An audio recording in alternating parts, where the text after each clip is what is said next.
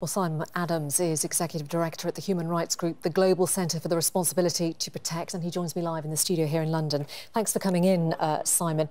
Kimberly Halkett reporting there on Congress. Many members of Congress angry that the President didn't go to Congress first to effectively ask permission to strike in Syria.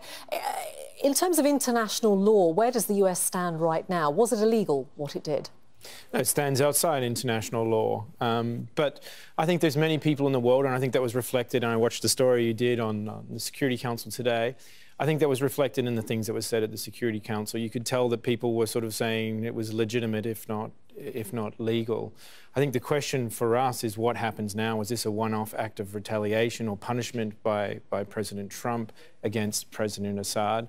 Or was it something bigger and something longer lasting? Because, we've had 6 years of atrocities in Syria. We've had absolutely no real lasting ceasefire and no real lasting solution. So I think whatever happens next, we have to get back to international law, and we have to keep the protection of civilians at the absolute centre of whatever plan comes out of all of this. People have been screaming at the international world to do something over the past 6 years, as those many hundreds of thousands of people have been dying in this 6-year conflict. The UN looks to be powerless because we know that Russia certainly will veto anything to do with Syria. China might also do the same.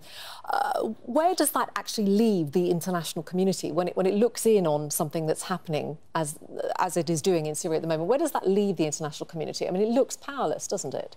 Well, the Security Council certainly looks powerless for good reason. We've had 6 double vetoes. We've had 7 vetoes actually from the Russians, including the veto just a month ago, which on chemical weapons, which certainly sent a green light to the Assad regime, and I think is directly linked to their decision to use chemical weapons again. This is a very big attack that happened the other day. There's a culture of impunity in Syria, where people have been allowed to commit atrocities on all sides, although, of course, the greatest amount has come from the government, simply because they have better killing tools at their disposal, and there's been zero accountability.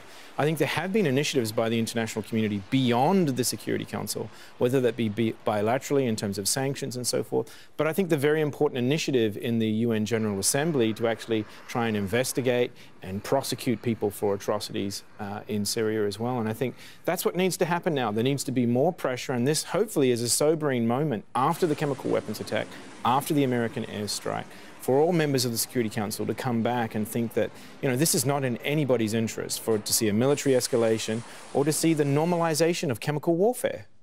From what I've seen and read, the UN has already started getting together a unit, a special group, to get evidence for possible prosecutions in the future. I mean, obviously what we're talking about today is immediate, but if you take a long-term look ahead to the next couple of years, is there a chance that Assad and some of his key people could actually end up being prosecuted for war crimes? Well, I certainly hope so. I think, these people all belong in handcuffs at The Hague. They don't belong sleeping peacefully in the presidential palace. And obviously there are some people on the rebel side who also are similarly guilty of war crimes. But as I said, the main crimes are being committed by the regime. So I certainly hope that one day we will have that. I think, unfortunately, that's not something which is going to be a short-term outcome. I think we have to look at that in the longer term. And the sadness, the tragedy of all of this, of course, is that Syrian people can't wait. They actually need humanitarian assistance. They actually need sanctuary when they go into countries as refugees. And what they really desperately need is for the international community to put pressure on all sides to actually uphold their obligations under international law and to stop committing war crimes and crimes against humanity.